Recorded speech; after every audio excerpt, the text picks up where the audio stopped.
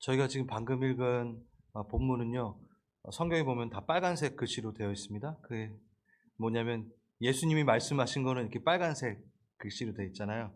오늘 본문이 다 빨간색이에요. 너무 귀한 말씀이라는 거죠. 예수님이 말씀하신 거. 17절부터 19절부터 좀 끊어서 한번 또 보겠습니다. 내가 너희를 사랑하는 것, 너희가 서로 사랑해야 된다는 것, 그 세 계명을 주신 거죠. 제자들에게. 그리고 바로 세상이 너희를 미워하거든 세상이 너희보다 나를 먼저 미워한 걸 알아라. 그러니까 세상이 너희를 미워할 거다. 그러니까 너희끼리 사랑하는 거와 그리고 세상이 너희를 미워하는 것, 이게 연결이 되는 거예요. 뭐 미리 말씀드리자면, 야, 세상도 너희를 미워하는데 너네끼리 싸우면 안 돼. 지금 대적은 딴 데 있어. 근데 너네끼리 싸울 필요는 없잖아. 뭐 이러한 부분도 들어가 있는 거죠. 한번 오늘 보겠습니다. 세상이 너희를 미워한다. 헬라어가요, 이 미워한다라고 하는 게 뭐냐면 미세오예요. 밀어서 이렇게 미는 것처럼 미세오. 진짜 헬라어 단어가 미세오라고요. 예, 미세오. 이렇게 싫어하다, 배척하다, 혐오하다, 이렇게 미는 거죠. 이 미워한다라는 거, 세상이 우리를 미워한다라는 게 17장까지 쭉 이어지면서 7번이나 나옵니다. 완전수 7번. 그 정말 미워한다. 세상이 너희를 정말 미워할 거야. 점점 강도가 세져요. 맨 처음에는 미워한다, 그 다음에 출교 당하게 될 것이고, 그리고 환난 당하는데 죽일 것이다까지 나옵니다. 너희를 죽일 거야까지. 여러분, 제자들은요, 칭송받고 대접받으려고 주님을 따랐습니다, 맨 처음에. 근데 이게 웬 말인가? 예, 미워한대요. 예, 날 죽인대요. 주님을 따랐더니. 혼란이 있을 수 있어요. 아니, 우리 사도행전에 처음에 그 교회가 탄생할 때 어땠나요? 교회가 모든 백성에게 칭송을 받았더라. 존경과 사랑을 받았었네, 처음에. 그런데 아니었습니다. 너무 혼란스러울 거예요. 그쵸? 처음에는 칭송과 사랑을 받았습니다. 궁금하시죠? 한번 보겠습니다. 여러 이유 중에 왜 미워하느냐? 우선 우리가 저번 주에 다뤘듯 예수와 친구 되었기 때문에 세상은 우리를 미워합니다. 당연하다는 거죠. 우리가 예수님과 친밀한 대화, 친밀한 소통을 나눌수록 세상이 자기와 친구하지 않았기에 시기하여 질투하여 미워하게 되는 거라는 거죠. 세상이 너희를 미워하거든. 18절. 먼저 나를 미워했다는 걸 알아. 그러니까 우리가 예수님이랑 안 친하면 세상은 우리를 미워하진 않아요. 세상이 너희보다 나를 먼저 미워하였기 때문에 나를 사랑하는 너희는 나랑 똑같은 대우를 받게 되는 거야 라는 거죠. 맞죠, 여러분? 그러면 여러분, 세상의 미움만 안 받으려면 뭐 하면 돼요? 예수님과 결별하면 됩니다. 그러니까 예수님과 우리는 공동 운명체입니다. 예수님을 밀어내고 미워하는 것과 동일하게 우리를 밀어내는 거죠. 왜 그럴까요, 세상은? 이것 때문에. 세상이 너희를 미워하지 아니하대요. 맞네요. 맨 처음에 미워하지 않았대요. 세상이 너희를 먼저 미워한 게 아니었어. 나를 미워했어. 왜? 내가 세상에게 뭐라고 했기 때문에? 너희들이 악하다라고 전했기 때문에. 예수님이 세상에 대해 악하다라고 말했고 우리는 그 옆에 섰기 때문에 세상이 우리를 미워하게 된다. 네. 그럼 우리가 세상이 선하다라고 막 얘기하고 세상 사랑한다 그러면 미움을 안 받겠죠 또. 19절 보겠습니다. 이거를 너희가 세상에 속하여 있다면 세상이 너희를 사랑할 것이다. 그렇죠? 근데 너희가 세상에 속하지 않고 오히려 세상에 가려 뽑아냈으므로 너희를 미워하는 것이다. 두 번째 이유죠. 세상에서 예수님께서 우리를 뽑아 구분했기 때문에 라고 얘기합니다. 여기서 out of, 그러니까 에크, 헬라어로 에크, 뽑아내다. 그래서 에클레시아가 교회잖아요. 그러니까 에크, 밖으로 뽑아내다, 클레스, 클라시아스. 그 클레오라는 이 단어가 거기서 클래스가 나와요. 모임. 밖으로 불러 모은 모임들. 그게 교회라는 거예요. 어디로부터? 세상으로부터. 가려 뽑아낸 거죠. 그래서 우리를 그걸 구분했다. 그래서 거룩한 백성. 구분되었다라고 얘기하죠. 세상에 속하지 않은, 맞습니다. 거룩한 백성이요 교회라는 것이죠. 세상 가운데 사나, 세상에 발을 딛고 사나, 하나님 나라가 추구하는 방식으로, 가치 방식으로 살기 때문에 그 가치 방식으로 사는 사람들이 연합되어진 게 교회요, 세상에 속하지 않은 그룹이고, 그러면 쟤네도 뭐 해야 돼요? 연합하잖아요. 그들은 따로 연합을 하는 겁니다. 하나님의 가치관을 싫어하는 자들끼리 또 연합을 하겠죠. 당연하죠. 그렇죠? 대적하기 위해 연합을 하는 그 세상들, 정치, 교육, 종교, 학문적으로 다 우리를 핍박하며 그들은 연합합니다. 이게 바로 우리가 세속이라고도 얘기하는 공중의 권세 잡은 자, 그리고 우리를 속이는 자, 온 철을 꾀하는 자라고 하고, 그 영향력 아래에 있는 것들을 우리는 세상이라고 이야기합니다. 타락한 세상 가치관들, 가치 체계들, 바벨의 가치관들, 그 방식들. 그래서 여러분, 오늘 좀 중요한 걸 얘기하는데, 세상이라는 단어는요, 눈에 보이지 않는 영적인 의미를 분명히 갖고 있습니다. 잘 들으세요. 세상이라고 우리가 표현할 때 이중적인 의미, 이건 좀 이따 하겠지만 영적인 의미부터 얘기할게요. 세상. 빌라도와의 예수님의 대화에서 우리는 힌트를 얻을 수 있습니다. 십자가 달리시기 전에 빌라도가 예수님을 이렇게 신문하는 과정 가운데 대화를 하시죠. 그때 이렇게 얘기합니다. 너가 유대인의 왕이냐? 막 이렇게 물어볼 때 예수님이 명확하게, 오늘 얘기랑 연결이 되네요.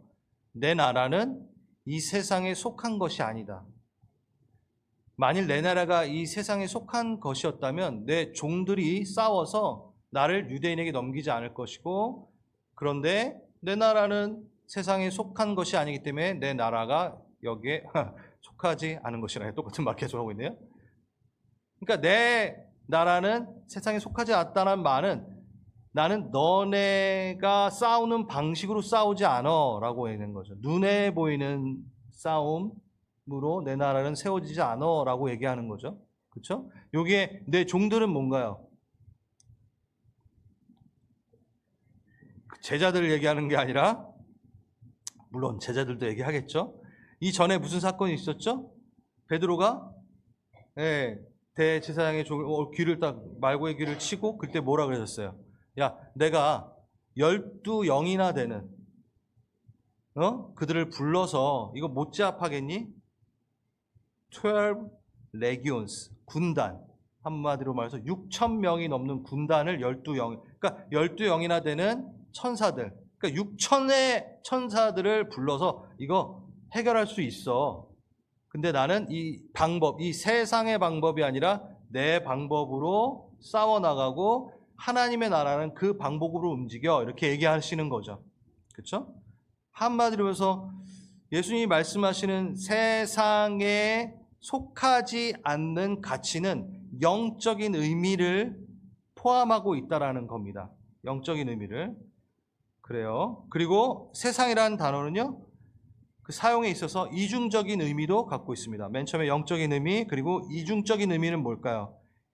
이중적인 의미. 세상을 이처럼 사랑하사. 세상을 사랑하신대요. 근데 세상에 속하지 말래요. 이거 헷갈리면 안 돼요. 이중적인 의미입니다.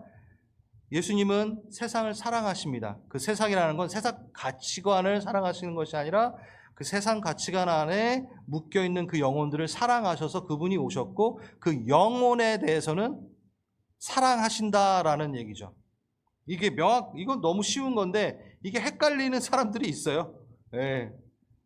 뒤에 좀 얘기할게요. 그러니까 하나님은 세상을 이처럼 예수님이 사랑하셔서 옵니다. 근데 어둠이 깨닫지 못하고 영접하지 않습니다.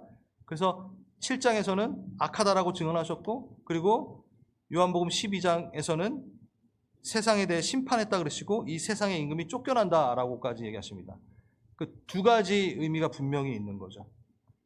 재밌어요. 그래서 구속사, 이 세속사 가운데 예수께서 구원하시기 위한 그 역사, 그 스토리를 펼쳐나가실 때 딱 단편적인 모습은 아니에요. 그러니까 구속하시고 심판하시는 그 모습 가운데 딱 한 가지의 모습으로 있진 않으세요. 무슨 얘기냐? 계시록에 나와 있습니다. 유다의 사자. 여러분 우리 찬양할 때 유다의 사자라고 얘기하잖아요. 예수님은 계시록에 어떠한 모습으로 비춰지냐면 유다의 사자요 또 죽임당하신 어린 양으로 등장하죠. 자, 유다의 사자는 어떤 모습인가요? 왕권을 말합니다. 승리를 말합니다. 이 두 가지가 되게 동떨어진 것 같으나 이 두 모습을 다 갖고 계시는 거죠. 사자랑 어린 양 안 어울리잖아요. 근데 이 두 개를 다 갖고 있다는 걸 표현하는 건 뭐냐면 악한 세력에 대해서는 유다의 사자와 같이 표하신다라는 거예요. 유다의 사자와 같이 그들과 싸우신다는 거예요. 대장 되신다라는 거예요. 승리하신다라는 거예요. 용맹한 사자처럼 귀신을 내어주시고 흉악을 결박하시고 견고한 진을 무너뜨리고 질병을 끄주시고 죄와는 타협이 없으신 죄악을 멸하시고 심판하시는 유다의 사자로서 그러니까 우리가 그 감각을 키워야 된다라는 겁니다. 자주 제가 말씀드리지만 나는 신부야 그거 아무것도 안 할 거야 이러시면 안 된다라는 거예요. 주님을 따라 군사되어 가야 되는 부분이 분명히 있습니다. 뭐에 있어서? 세상이 나를 미워함에 있어서 대처하는 방식 가운데 그냥 미워해 이러고 있는 것이 아니라 두 가지의 모습. 우선 유다의 사자와 같이 따라가는 것. 그 다음에 어떤 모습? 어린 양의 모습으로 가시는 그 악한 세력에 사로잡힌 영혼을 구원하는 방식은 어린 양의 방식이었어요.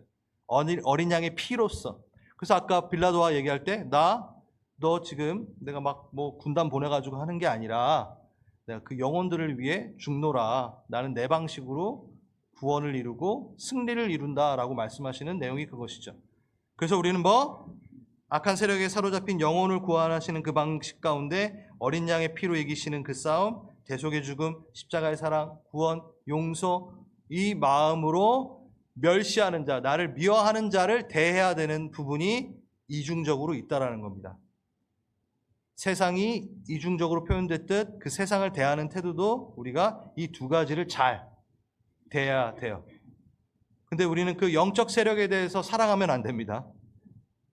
그렇죠? 그 대적하는 영적 세력들을 용납해주면 안 됩니다. 괜찮아 하면 안 된다는 거예요. 명확하게 대적해야 되는 것.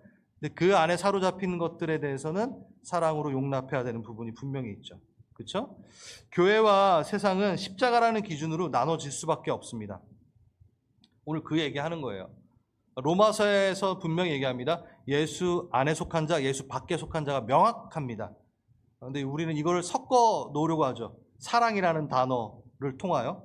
그럼 그건 섞을 수 있는 부분은 아니라는 거예요. 영적 세계가 작용되기 때문에, 영적인 대치가 있기 때문에 인식하고 깨달아야 됩니다. 마땅히 대적할 것을 대적하지 못하는 기만에 빠지면 안 됩니다. 그리고 마땅히 품고 용서해야 되는 것들을 구분하지 못하면 또 안 된다는 거죠. 이러한 민감성이 있어야 되고 지혜가 필요한 겁니다. 이웃을 사랑해야 됩니다. 아멘, 맞습니까? 그렇죠? 나를 박해하는 자를 용서해야 됩니다. 맞습니다. 그러나 죄에 대해서는, 악의 세력에 대해서는, 그 의견에 대해서는 조화를 이룰 수는 없습니다. 공중의 권세 잡은 자와 조화를 이룰 수는 없습니다. 영적 정서의 이질감은 분명히 있다라는 겁니다. 여러분이 믿지 않는 자랑 함께 하고 우정을 나누고 사랑을 나눌 수는 있습니다. 그런데 어느 순간 평소에는 잘 드러나지 않으나 영적인 사건이 일어나거나 복음이 얘기되어지고 예수라는 인격이 그 가운데 자리하는 순간 그 우정과 사랑은 금세 깨어질 수밖에 없는, 밑바닥에는 연결될 수 없는 벽이 있고 메꿔지지 않는 골이 있다라는 거예요. 한마디로 해서 영적 정서의 이질감은 분명히 있다라는 겁니다.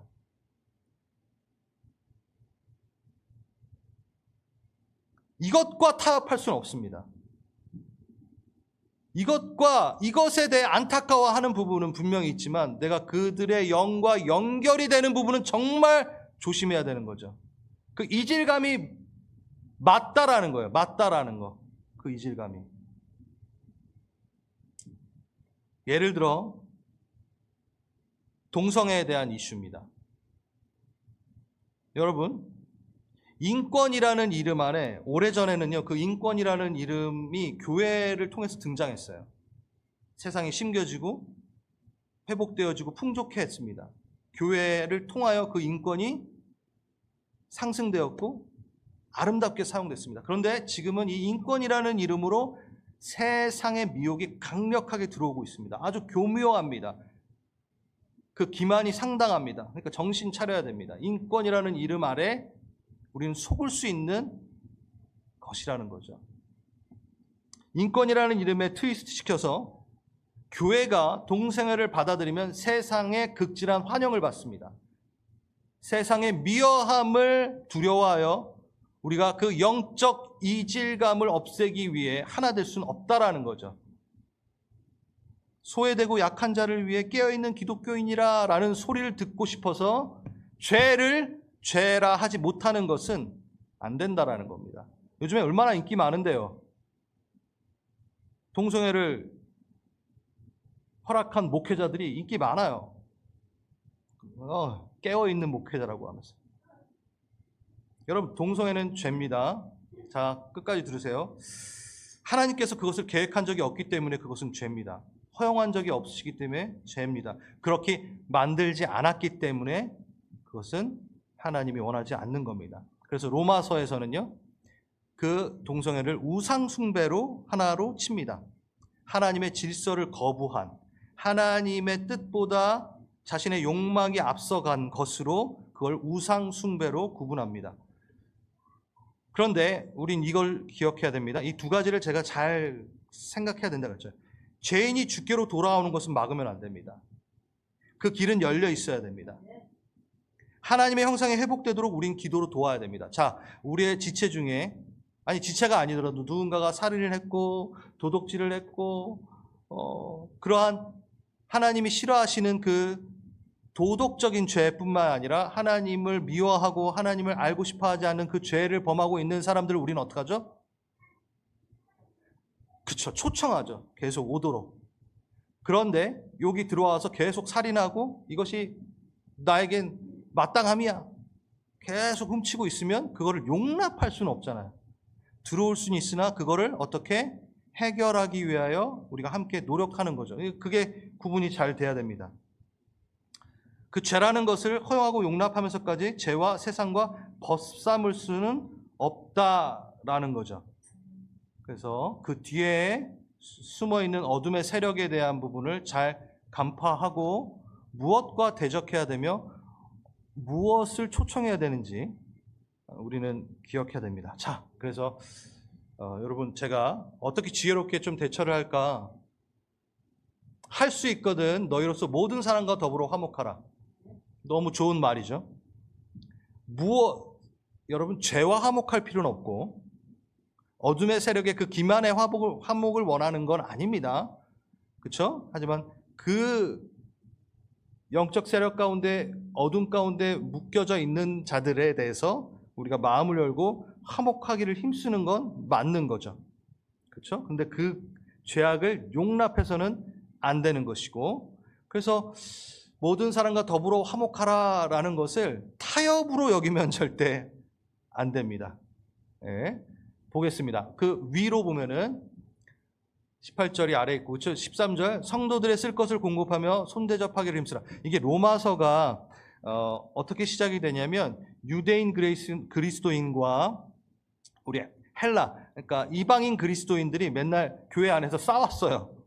네, 그러니까 바울이 야, 니네 우리 한 몸이야. 유대인이고 헬라인이고 이방인이고 그거 상관없이 우리는 사랑해야 돼라고 이야기합니다. 그래서 우리가 먼저 사랑해야 돼라는 걸 얘기합니다. 그래서 성도에 쓸 것을 공급해서 손대접하라. 우리끼리 사랑해야 돼. 오늘 말씀 17절부터 뭐였죠? 내가 새 계명을 줄 거니까 너희 서로 사랑해라. 너희가 세상의 미움을 받을 것이다. 이렇게 돼 있잖아요. 그러니까 너희 좀 먼저 사랑해. 야, 니들끼리 좀 싸우지 마. 여러분, 양이 양끼리 싸우면 안 되잖아요. 우리 양이 경계해야 되는 건 누구죠?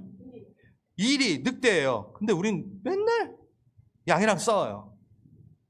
그러니까 우리끼리 있으니까 싸움의 대상을 막 찾는 건데 영적인 기준이 없고 영적인 민감성이 없고 그 악한 세력에 대한 인지가 없으니까 눈에 보이는 것과 싸우는 거죠.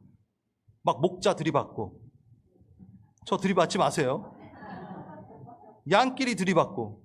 그러니까 사단은요 기막힙니다. 사단이 제일 잘하는 게 손쉽게 가지고 노는 게 뭐냐면 보이지 않게 숨어 있고 뒤에서 노략질을 하는 거죠. 그래서 교회끼리 싸우게 하는 거예요. 교단끼리 싸우게 하는 거예요. 아, 누구는 영혼 6으로 3분설이고 아니야 영혼 6이야 2분설이야. 싸워. 아이, 그거 싸울 일이야. 왜 써? 예? 방언은 알아들 수 있는 거야? 아니야, 알아들 수 없는 정확한 그러니까 하늘의 언어고 아니면 다 외국어야 돼. 막 싸워. 아, 두 개 다 있어요 성경에. 아, 자유의지론이야? 아니야, 예정론이야. 서로 막 이단이라 그래요. 서로 막 사단이라 그래요. 무슨 소리 하는 거예요? 성경 안에 두 개가 다 있습니다. 응? 전 이거에 목숨 거시는 분들 보면은 좀 아파요. 우리 갈보리 채플의 정말 큰 장점은 이거까지 얘기하면은 딴 데로 새기 때문에 홈페이지 들어가셔서 보십시오. 우리 교단의 어떠한 그 신앙으로 싸움을 원하지 않는다라고 되어 있습니다. 우린 그 안에 사랑을 원하고 성경 안에 본질적인 건 지켜내야죠. 다시 예수 그리스도로 구원을 이루는 것, 이거는 뭐 타협할 수 없는, 그러니까 정말 타협할 수 없는 것 외에 그 부분에서는 우리가 용납하고 받아들이고 사랑할 수 있다라는 것. 그게 그거예요. 지금 너네 싸워야 될 대상이 따로 있는데 왜 양끼리 들이받고 그러냐. 자, 할 수 있거든 화목하라 라고 하면서, 자, 그 얘기를 하려고 했던 건 아니지만 요 밑에 거 봅시다.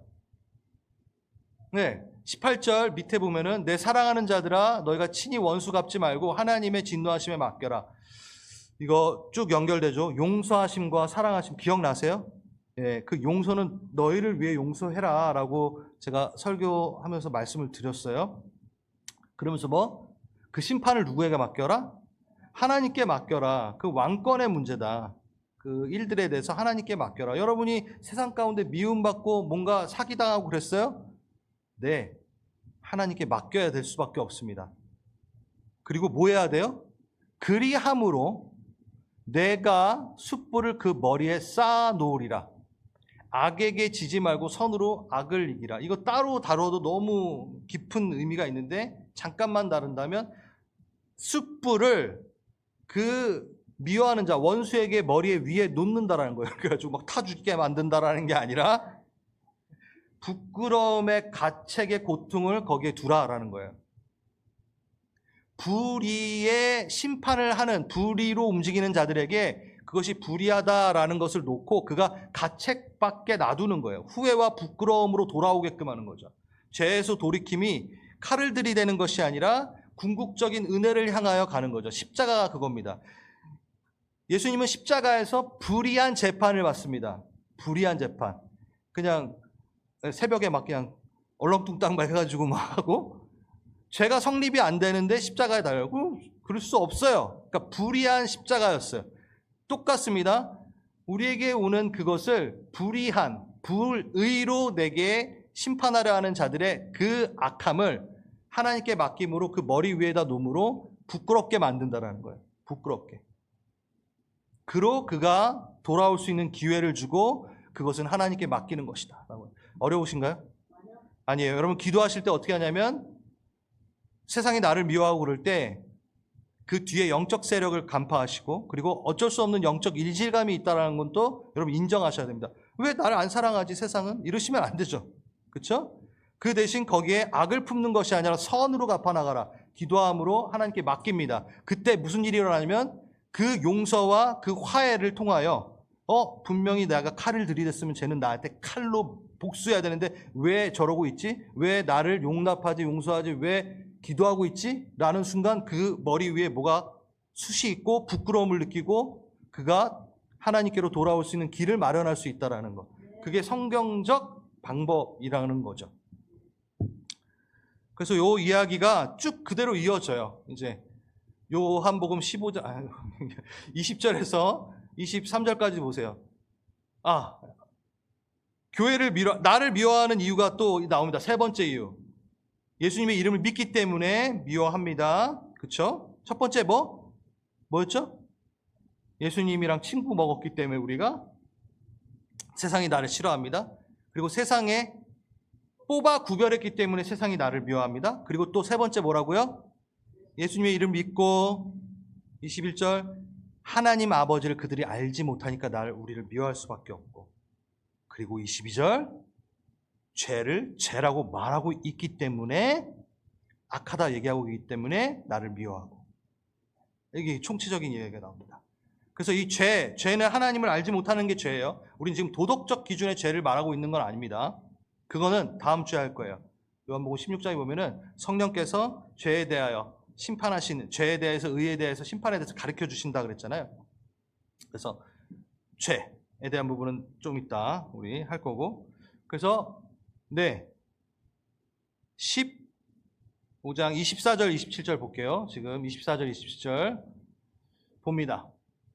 그래서 그 뒤에 나오는 얘기가 이제 보혜사 얘기가 나오고 진리의 영이 얘기 나오면서 16장에 이제 진리의 영이 등장하면서 이제 그 얘기가 풀어지는 거죠.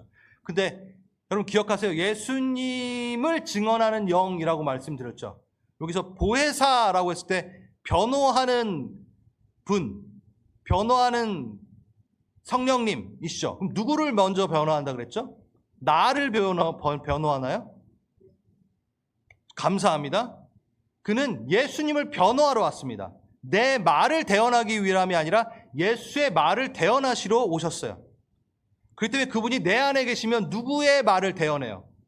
예수님의 말을 대언하는 게 성령의 역할입니다. 근데 우리는 가끔 요거는 빼고 내 원함을 좀 대언하길 너무 원하는, 그러니까 내 원함을 채워주기 위한 성령으로밖에 인식하지 못할 때가 많은데, 내 처지를 아시고 내 의견을 하나님께 전 맞아요. 우리가 기도할 바를 알지 못하는 것으로 성령님께서 막 안타까워하심으로 기도를 돕는다고 말하는 부분도 있습니다. 근데 첫 번째는 뭐라고요? 예수의 증언을 위해 그분은 오십니다. 그러니 그분이 내 안에 오셔서 내가 누구를 증언해요?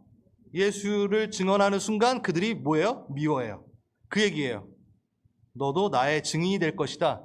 그러니까 당연히 세상이 널 미워하지. 그 얘기예요.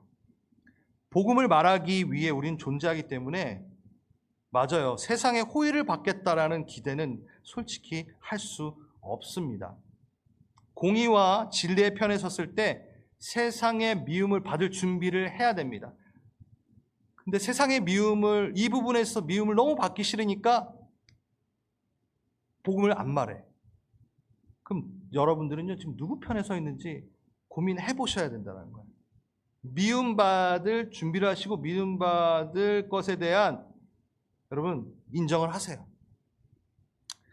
영적인 이질감이 분명히 있다라, 그걸 못 느끼면 여러분 점검해야 돼요. 오히려 믿지 않는 자들이랑 너무 마음이 통해. 막 무슨 얘기하면 그냥 그 가치관이 너무 통해. 막 술 한잔 하면서 막. 여러분, 세상의 미움을 받아야 되는 부분이 명확하게 있습니다.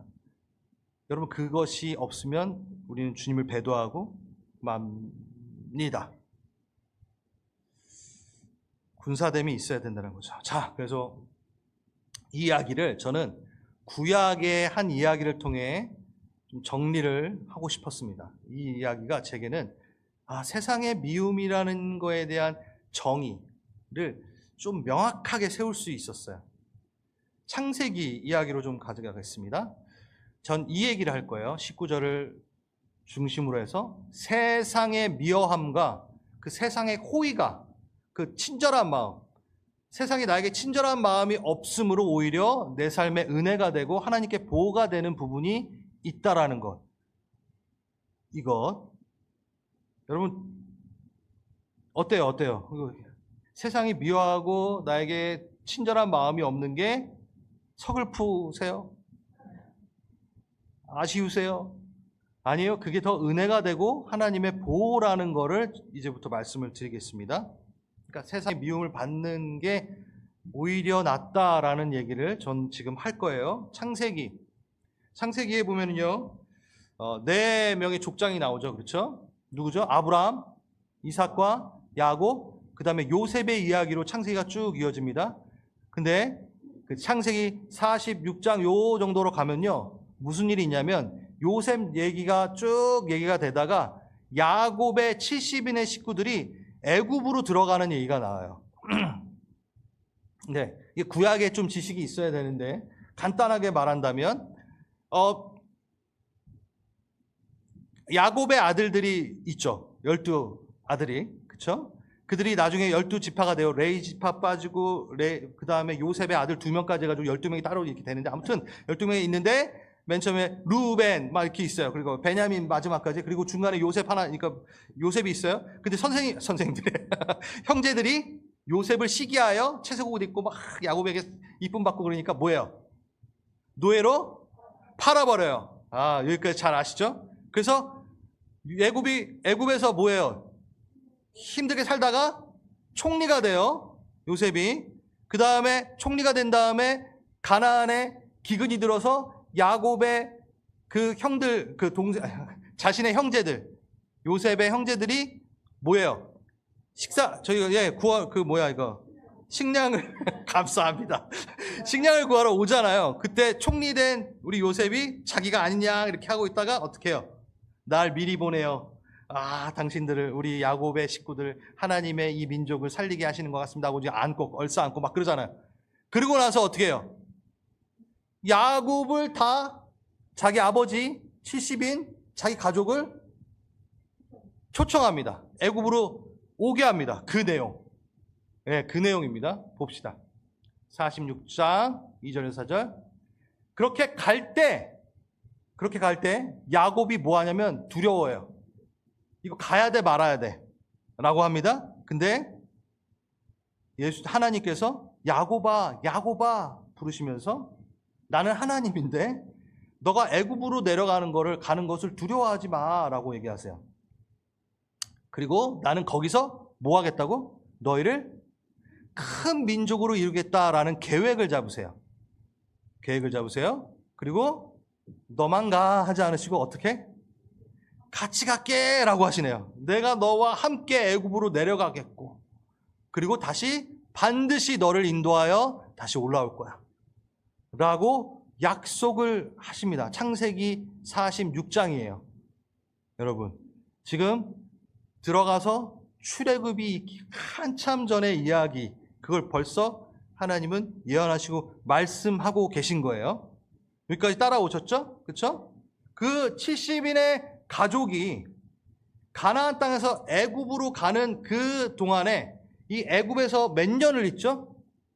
400년, 430년, 400년에서 430년을 있습니다. 그때 이 가나안 땅의 상태는 어땠을까? 이거 제가 수예배 때 한 적이 있는데, 이 가나안 땅을 이제 벗어나 애굽으로 가고 430년 동안 무슨 일이 있었을까? 출발할 때는 이렇게 가나안에서 보이시죠? 고센이라고 되어 있는, 그래서 이집트 땅으로 이동합니다. 출발할 때는 이 가나안 땅에 5개의 종족이 있었어요. 5개의 종족이 있었어요. 호리 족속, 에밈 족속, 르바임 족속, 수수, 그 다음에 아낙. 이 에밈은요, 두려움이라는 뜻이고, 르바임은 거인 족속입니다. 수수, 거인 부족입니다. 아낙 자손, 여러분 잘 알지? 거인 족속입니다.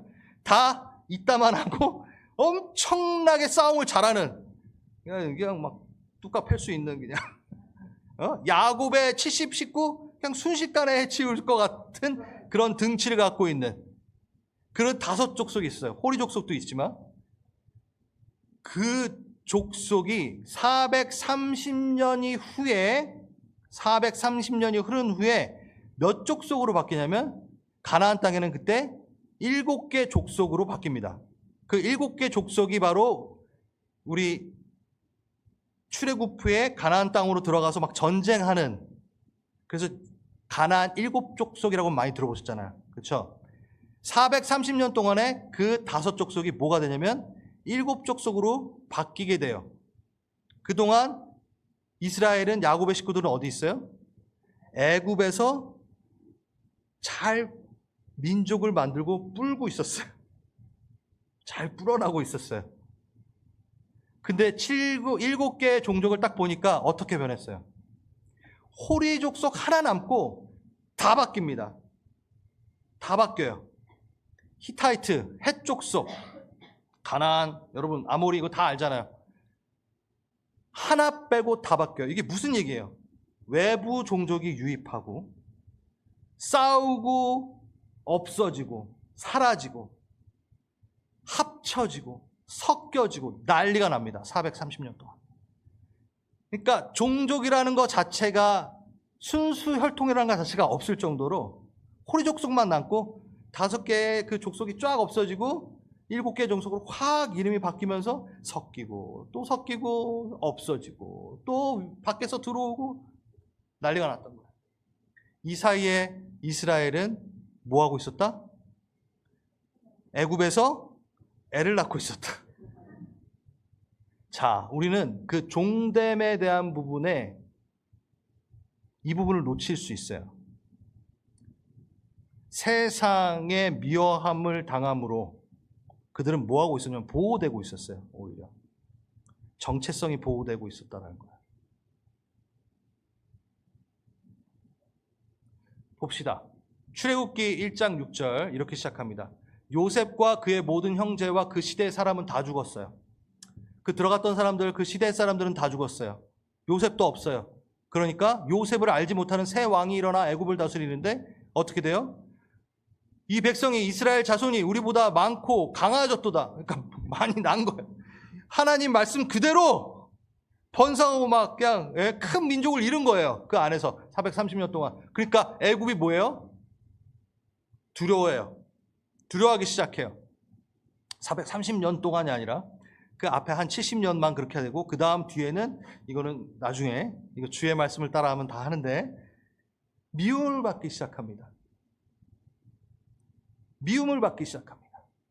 그래서 무거운 짐을 지우고 애굽이 이스라엘을 맨 처음엔 환대하다가 미워하기 시작합니다. 호의를 베푸지 않기 시작합니다. 여러분, 만약에 질문하겠습니다. 이렇게 하나님이 그 가나안 땅에서 민족을 만들기 위해서 딱 애굽 땅으로 딱 넣었는데 만약에 애굽이 이스라엘을 너무 사랑해, 미워하지 않아, 항상 호의를 베풀어, 그러면은 이스라엘은 어떻게 됐을까요? 섞였겠죠. 섞였겠죠.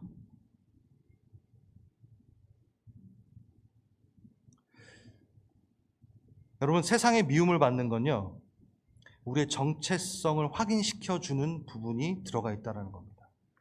오히려 우리가 세상의 미움을 받음으로 세상에 섞이지 않게끔 하시는 하나님의 비밀이 들어있다는 겁니다. 먼저 하나님이 일하는 것 같지 않았을 거예요. 430년 동안 하나님이 우리와 함께 계시지 않을 것이라 착각했을 거예요. 이스라엘 백성은. 근데 어땠죠? 그분은 함께 내려가겠다고 하셨어요. 그곳에 함께 계셨어요. 버려진 게 아니었어요. 여러분, 세상의 미움을 받을 때 나는 하나님으로부터 버림받았다라고 생각하지 마십시오. 애굽이 나를 미워할 때 나에겐 아무 계획이 없다라고 생각하지 마십시오. 계획이 있으십니다. 세상의 미움을 받을 때, 세상에게 뒤통수 맞았을 때, 세상이 나를 호의, 친절한 마음으로 대하지 않을 때 하나님은 오히려 그것을 사용하십니다. 나를 지키시고 계시고 내게 계획을 갖고 계십니다. 그래서 실패란 없네. 주 승리하셨네. 찬양. 응답하시지 않은 것 같은데 응답하고 계신 중입니다. 저 이 얘기 되게 좋아요. 응답하고 계시지 않은 것 같은 430년은 응답하고 계신 중이었다라는 거예요. 이해로 우린 따르는 게 아닙니다. 믿음으로 따르는 겁니다. 신뢰하는 겁니다. 지금 너무 구차하고 힘들고 실패와 같고 막혀져 있는 것 같은, 갇힌 것 같은 그 상황도 하나님의 계획 안에 있는 거구나. 오히려 그것을 통하여 구분해보라 하시는구나. 섞이지 말라 하시는구나. 내게 말씀하고 계시는구나. 분명합니다. 여러분, 세상의 호의를 즐거워하지 마십시오.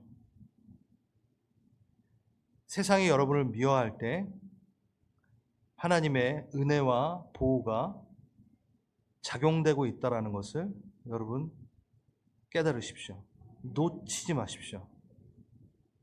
세상에 미워한다라는 얘기는 그냥 단순히 그냥 미워한다라는 거예요. 세상 가치관이 내게 적용되지 않을 때 두려워하지 마십시오.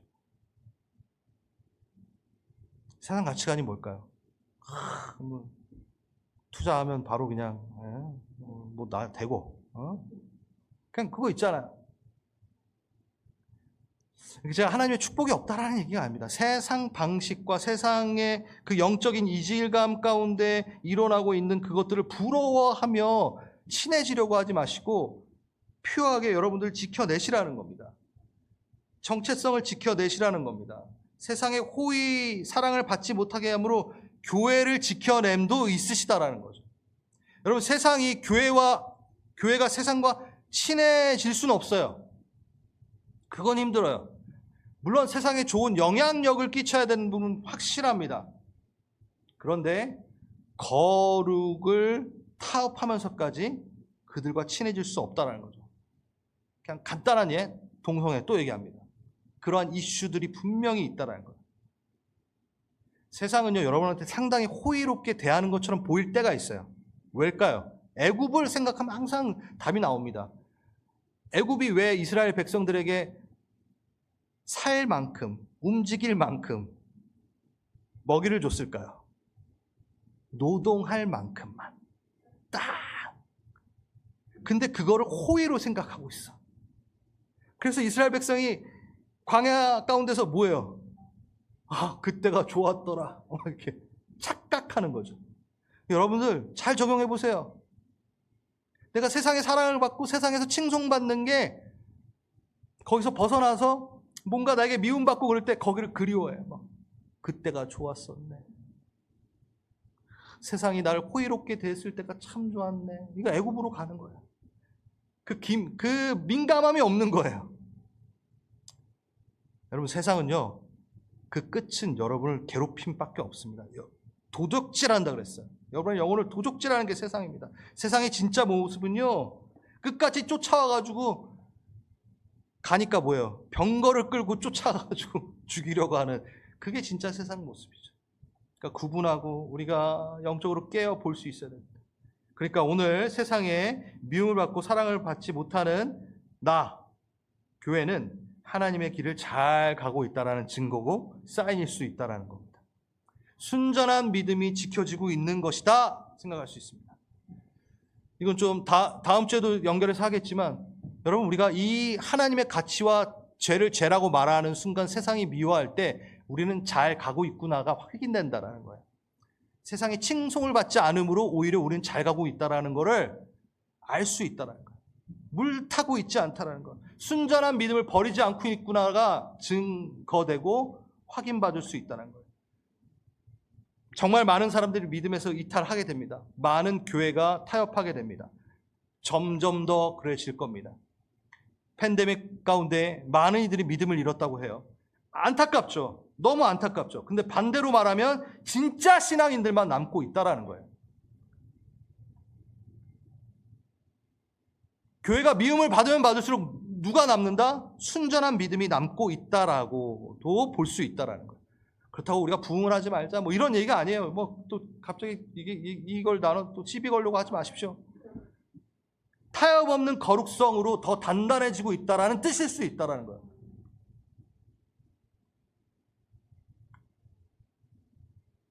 많은 사람들이 많이 올 수 있게끔 뭔가 혜택을 주고 서비스를 하고 환경을 조성하고 할 수 있겠죠. 근데 그것을 통하여 그것을 위해 거룩과 타협하고 죄를 죄라고 말하지 못함으로 그 일을 이룬다면 그건 죽어가는 겁니다. 덩치만 커지고 있을 뿐. 우리의 신앙은 순전해져야 됩니다. 이 시대에 더더욱 순전해져야 됩니다. 긴장해야 됩니다. 여러분이 생각하는 것보다 생각보다 더 많이 교묘하게 우리의 신앙을 갉아먹고 있는 것을 많이 느낍니다. AI에게, 챗GPT에게 우리의 신앙을 맡기는 일들도 생깁니다. 이건 다음 주에 할게요. 여러분, 그것을 신뢰할 수는 없어요. 성령을 신뢰해야죠.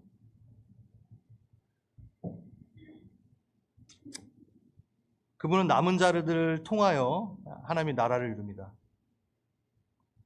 마무리합니다. 부흥이라는 단어가 무엇일까? 맞아요. 세상의 미움을 받는 게 부흥일 수 있습니다. 부흥의 첫 길일 수 있어요. 왜? 제대로 된 것만 남는 게 부흥이니까. 여러분, 부흥은요, 숫자가 많아지는 걸 부흥이라고 얘기 안 합니다. 하박국 선지자가 그렇게 얘기합니다. 수일 내에 우리에게 부흥을 주십시오. 부흥을 주십시오. 우리 회복하게 해주십시오. 막 얘기하고 그 마지막 얘기에는 뭐가 있는 줄 아세요? 무화과 나무 잎이 마르고 포도 열매가 없어도 난 여호와로 즐거워하리. 감람나무 열매 그치고 논밭에 식물이 없어도 난 여호와로 인하여 즐거워하리라. 난 그를 찬양하리라. 구원의 하나님을 나는 노래하리라. 막 이렇게 얘기해요. 그게 무슨 얘기예요? 진짜만 남는다라는 거예요. 그게 부흥이다라는 거예요. 순전한 것만 남는 것. 세상에 미움을 받음으로 시작될 수 있다라는 겁니다. 그래서 여러분, 세상을 통하여 상처받으셨습니까? 잘 받으셨습니다. 세상을 통하여 실패를 경험하셨습니까? 뒤통수 맞으셨습니까? 호의를 받지 못하셨습니까? 잘 가고 있다라는 뜻일 수도 있습니다. 그리고 그 안에 잘은 모르나. 여러분, 430년 동안 뭐 알았겠어요? 이스라엘 백성이 몰랐어요. 자기가 지금 뭐 하고 있는지. 그냥 꾸역꾸역 살고 정말 버텨 살고 있다라고 다 생각하고 있었을 거예요. 근데 그게 하나님의 계획 안에 있었고 승리로 마무리됐다라는 거예요. 몰라요, 잘. 뭐만 해요? 신뢰만 하고 갈 뿐입니다. 믿고 갈 뿐입니다. 그래서 잘 한번 일주일 동안 적용해 보시고 내게 닥치는 그것을 어떠한 상태에서 어떤 마음가짐으로 걸어가야 될지를 주님과 대화 나누시면서 우리 승리하는 또 한 주가 됐으면 좋겠습니다. 우리 다 함께 일어나 볼까요?